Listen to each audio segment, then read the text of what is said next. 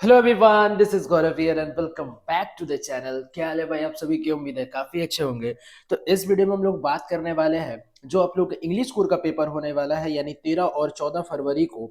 जैसे कि आप लोगों को पता है कि आप लोगों का एडमिट कार्ड स्कूल का वेबसाइट में अपलोड हो गया है और आज डेट है 8 फरवरी। जब आप लोग को ये वीडियो आ रहा होगा वो क्या है, 8 फरवरी को डेट है। तो 7 तारीख को ही आप लोग का संबंधित स्कूल्स में, कॉलेजेस में आप लोग का एडमिट कार्ड अपलोड कर दिया गया है वेबसाइट पे। तो वहां से डाउनलोड करके आप लोगों को 8 तारीख, आज से या फिर कल से आप लोगों को मिलना शुरू हो जाएगा एडमिट कार्ड क्लास 12 का स्टूडेंट लोग को।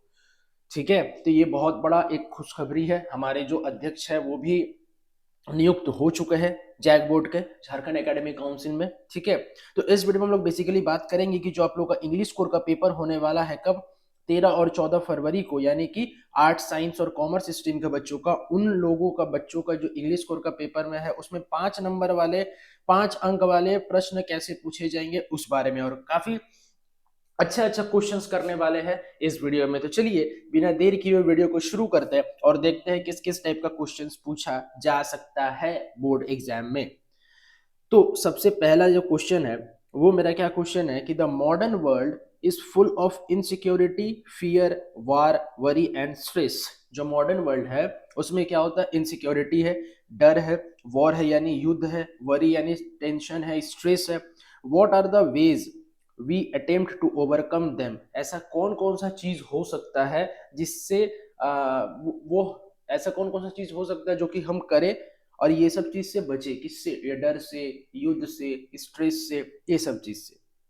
देखो क्या लिखते हैं, द ओनली अवेलेबल, क्या बोले, the only available the only way available to us to overcome insecurity, fear, war, worry, stress is to remain busy in something else to avoid thinking about them। हम लोग को दूसरे चीज में busy रहना है और उस चीज के बारे में बार बार नहीं सोचना है। जैसे कि अगर हम तुम लोग को बोल दे कि note making, letter writing, notice writing, ये सब आता है, आर्टिकल में ज्यादा ध्यान मत देना। पता है तुम हर चीज में ध्यान नहीं दोगे लेकिन आर्टिकल में दोगे, क्यों? क्योंकि हम तुमको बोल दिए है कि उस पर ध्यान मत देना।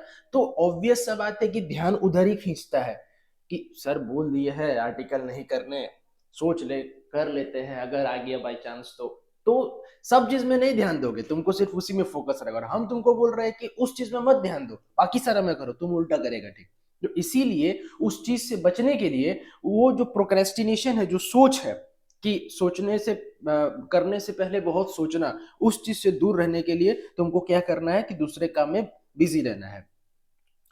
It is known as escape. इसका मतलब है तुम भाग रहे हो, भाग रहे हो।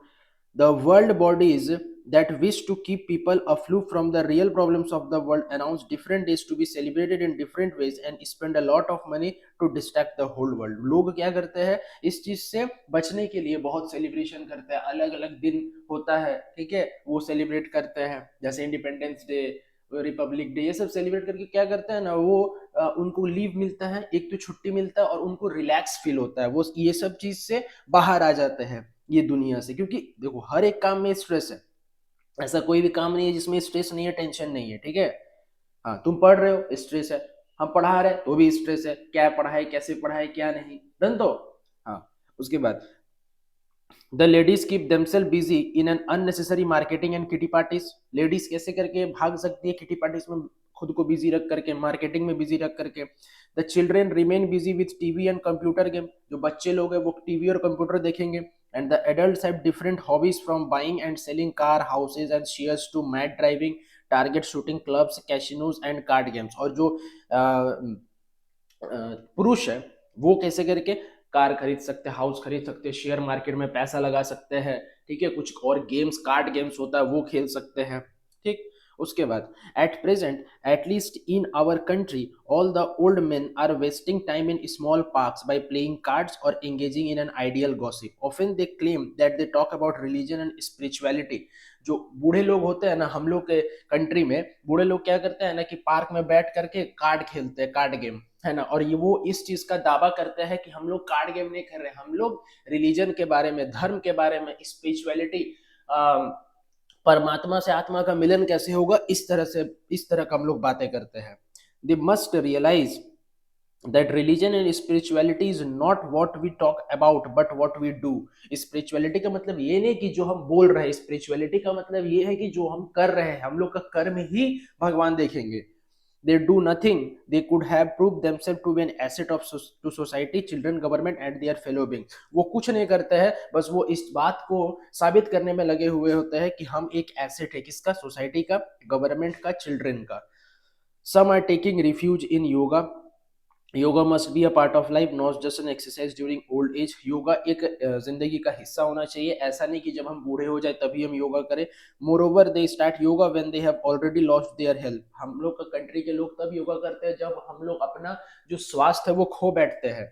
Most other follow the negative way of smoking, drinking and gambling and lose their remaining spirit and life. और बहुत लोग तो ऐसे होते हैं कि नकारात्मक शक्ति से प्रभावित हो करके स्मोकिंग करते हैं, धूम्रपान करते हैं, ड्रिंकिंग करते हैं, गैम्बलिंग यानी जुआ खेलते हैं और अपना आधा से ज्यादा जिंदगी उसी में खो बैठते हैं।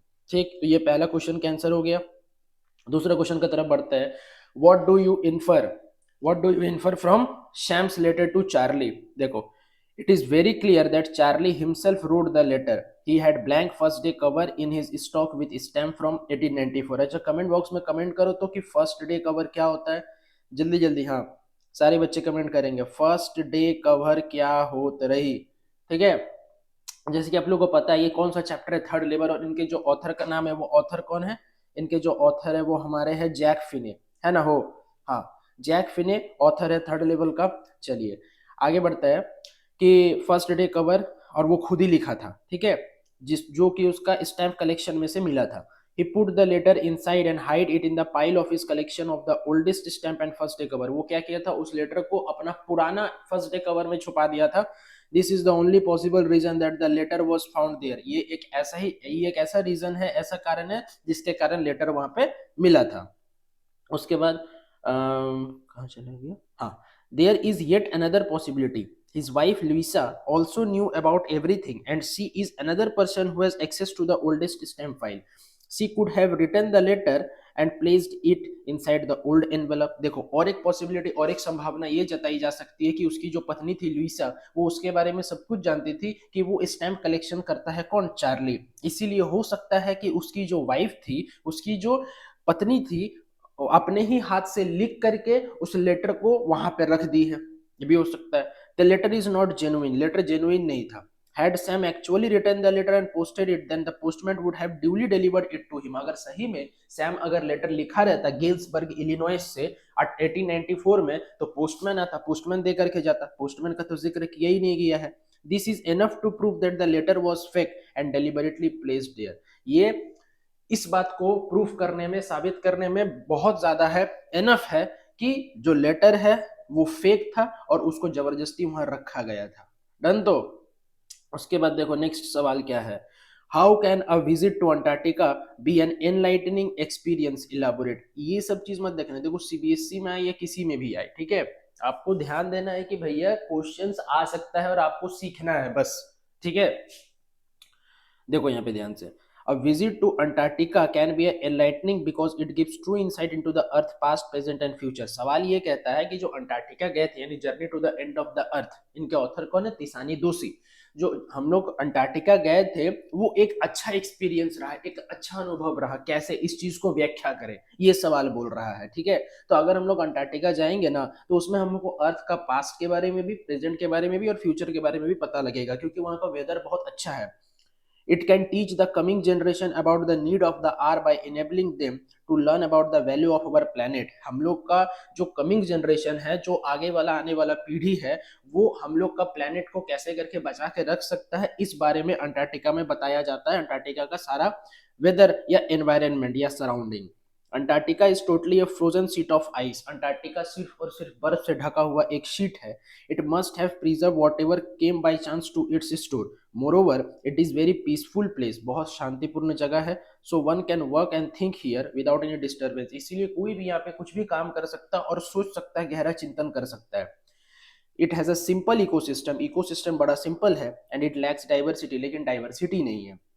देर are very little changes in the atmosphere and environment well we face big problem. अगर थोड़ा सा भी वातावरण में कुछ भी बदलाव हुआ, परिवर्तन हुआ, तो हम लोग को भारी प्रॉब्लम क्या फेस करना हो सकता है। We hardly take small things into consideration, though small things love big things are not here, so one can concentrate on small things and draw balanced conclusion. यहाँ पे बहुत बड़े बड़े चीज नहीं मिलते, छोटे छोटे चीज में ही हम लोग को खुशियां ढूंढनी पड़ती है। There are not even trees and buildings, यहाँ पे उतने बड़े बड़े पेड़ भी नहीं है और ना ही बिल्डिंग्स है।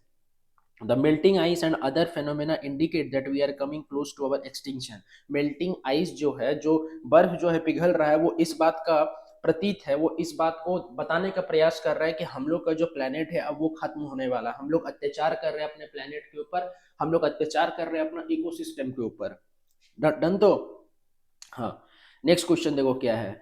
How did doctor Sadao resolve the conflict in his mind between his loyalty to his country and his duty as a doctor. देखो जैसे ही प्रिजनर ऑफ वॉर आया उसके पास, यानी टॉम, ठीक है, क्या बोले, POW, प्रिजनर ऑफ वॉर, तो वो इस बात को लेकर के काफी दुविधा में था, काफी डिलेमा में था कि क्या हमको इसको कंट्री को सौंप देना चाहिए कि ये, क्योंकि अमेरिका और जापान में युद्ध हो रहा था, तो क्या जो अमेरिका से आया था व्हाइट मैन था, वो मेरे लिए, मेरा देश में आया है, यानी मेरे लिए भी तो क्या है, वो एनिमी ही है ना, दुश्मन ही है। तो क्या दुश्मन को जो गोली लगा था उसको गोली निकालना चाहिए था, उसका सेवा करना चाहिए था, या फिर हमको क्या करना है कि कंट्री को जो ऑफिसर्स है उसको सौंप दे, मतलब जो ऑफिशियल्स है यानी पुलिस है उसको सौंप दे इसको। तो इन दोनों के बीच में उसका दिमाग में टकराव हो रहा था, डिलेमा हो रहा था। तो कैसे करके डॉक्टर सदाव जो एक जापानीज डॉक्टर था, वो कैसे करके इस चीज को सॉल्व किया, वो कैसे करके इस चीज से बाहर निकला। देखो, doctor Sadao and his wife Hana remained in a state of conflict for a quite long time. बहुत लंबे समय तक वो लोग सोच विचार किए। They couldn't throw a wounded man back into the sea, वो जो जख्मी इंसान था उनको फिर से समुद्र में नहीं फेंकना चाह रहे थे, नहीं फेंक पाते। They thought if they gave shelter to him in their house they could be arrested, और वो ये भी सोच रहे थे कि अगर इसको रहने दिया तो हम भी अरेस्ट हो सकते हैं। Handing him over to the police would have mean throwing him into the jaws of death, अगर पुलिस के हाथों में देना यानी कि मौत के मुंह धक्का दे देना इसको। They were in state of intense conflict, वो बहुत ज्यादा दुविधा में पड़ गए। Ultimately the duty of a doctor overpowered all other petty consideration. उसके बाद क्या हुआ, अंत में उसका जो डॉक्टर का जो ड्यूटी था वो सबसे सर्वोपरि रहा, और वो ये इस बात को कंफर्म किया कि नहीं, हम इसको बचाएंगे, इसका गोली वगैरह सब कुछ निकालेंगे। The servants revolted at the idea of serving a white man, servants नहीं मान रहे थे, तुम दुश्मन को मदद करेगा। Hana herself wash the wound, Hana जो है खुद उस जख्म को साफ किया। Doctor Sadao had decided to operate on Tom, doctor Sadao ने बोला कि अब टॉम का मैं ऑपरेशन करूंगा। हाना ओबेड हर हस्बैंड, हाना जो है वो अपना हस्बैंड का बात को मानी, हस्बैंड का बात को मानी विदाउट अ वर्ड, कुछ शब्द कहे बिना। Hana was to give an anaesthetic if the patient needed it, Hana बोलती है कि मैं एनेस्थेसिया दे दूंगी अगर उसको जरूरत पड़ा तो। The doctor made a clean and precise incision, the bullet was out, जैसे ही डॉक्टर ऑपरेट किया बुलेट को बाहर कर फेंका। At last doctor सदाव declared this man will leave in spite of all, है ना, यही एक ऐसा बंदा है जो कि बच के आया है। However at the same time being a true patriot, patriot मतलब देशभक्त, he did inform the general about the prisoner, वो जनरल को इन्फॉर्म भी किया कि मेरे घर में एक प्रिजनर है। It was sheer luck that the general forget to send the assassin and the prisoner was safe, और ये तो डॉक्टर सदाव का लक था कि जनरल को बोलने के बावजूद भी जनरल अपना आदमी को नहीं भेजा, और जो प्रिजनर ऑफ वॉर था वो क्या है, बच गया। ठीक है, और उसको भगा दिया गया था ना बाद में। हाँ, उसके बाद देखो क्या है यहाँ पे, describe the efforts made by the tiger king to achieve इस टारगेट ऑफ किलिंग 100 टाइगर, है ना, उस टाइगर किंग जो था, जो प्रतिबंधपुरम के जो राजा थे, वो कैसे करके अपना 100 टाइगर मारे, और क्या क्या वो एफर्ट लगाए, क्या क्या वो स्ट्रेटेजी बनाए, ठीक है, उसके बारे में व्याख्या करें। देखो क्या है, The Tiger King had vowed to kill 100 tiger to ensure his longevity. Tiger king पागल हो चुका था इस बात को प्रूफ करने के लिए, साबित करने के लिए कि हम 100 वो टाइगर मार सकते हैं। The first effort made by him was to ban tiger hunting by anyone except the king in Pratibandhapuram, as the forest had only a limited population of tiger. सबसे पहला जो एफर्ट था वो ये लगाया कि प्रतिबंधपुरम में टाइगर को मारने का अनुमति बंद कर दिया गया। कि सिर्फ और सिर्फ टाइगर मारने का हक सिर्फ उसको है, क्योंकि जो प्रतिबंधपुरम था उसका जंगल बहुत ही सीमित था, और जो टाइगर का, शेर का जो पॉपुलेशन था वो भी, शेर नहीं, बाघ का जो पॉपुलेशन था वो बहुत ही क्या था, कम था। Meanwhile a British officer visited him, उसके बाद क्या हुआ कि ब्रिटिश ऑफिसर आया। He wanted to get a photograph with a tiger, वो चाहता था कि हम एक बाघ के साथ फोटो खिंचाए, विच द महाराजा रिफ्यूज, लेकिन महाराजा बोलता नहीं, ऐसा नहीं होगा। Later the maharaja realised he might lose his throne, so he sent 50 diamond rings to save it. बाद में पता उसको यह एहसास होता है कि हो सकता है कि वो फोटो खिंचाने के बहाने क्या कर दे, मार दे उसको, और मैं अपना जो राजत्व है उसको खो बैठूंगा, इसीलिए उसकी वाइफ को 50 डायमंड रिंग क्या किया, गिफ्ट में भेज दिया। After killing 70 tigers the population of tigers became extinct, 70 tiger मारने के बाद पॉपुलेशन खत्म हो गया टाइगर का, टाइगर का जो ये था, क्या नंबर ऑफ टाइगर्स थे वो खत्म हो गया। He decided to marry a girl whose state had large number of tigers so that he could the remaining 30 tigers to fulfill his vow of killing 100 tiger। वो क्या किया, डिसाइड किया, वो फैसला लिया कि एक ऐसा लड़की से शादी करेंगे जिसके राज्य में, जिसके राज्य में बहुत ज्यादा टाइगर हो, और बाकी का 30 टाइगर वहीं पे मारेगा, यानी ससुराल में टाइगर मारने जाएगा। ठीक है। उसके बाद when he had killed 99 tigers only one tiger was left, जब 99 टाइगर मार दिया तो एक ही बच रहा है 100 में से। अब it could not find it, नहीं मिल रहा था उसको, and double the land taxes and fired his दीवान, बोलता है कि टैक्स को डबल कर दिया और दीवान को गोली से उड़ा दिया। This act of his lead to the Dewan finding and breeding a tiger from people's park से एक टाइगर लेकर के आया Dewan, which the tiger king killed thinking it to be the 100 tiger, ये सोच करके कि ये 100वां टाइगर है जो पीपल्स पार्क से दीवान लाया था, उस टाइगर को भी वो मार गिराया। डन। तो आई होप आप लोगों को वीडियो पसंद आया होगा, और वीडियो पसंद आए तो वीडियो को लाइक कीजिएगा, मेरे चैनल में न्यू है तो प्लीज चैनल को सब्सक्राइब कर दो, अपने सारे दोस्तों तक शेयर करो, जितना ज्यादा शेयर कर सकते हो तुम लोग उतना ज्यादा शेयर करो। तो चलिए मिलते हैं नेक्स्ट वीडियो में, तब तक के लिए बाय बाय, टेक केयर।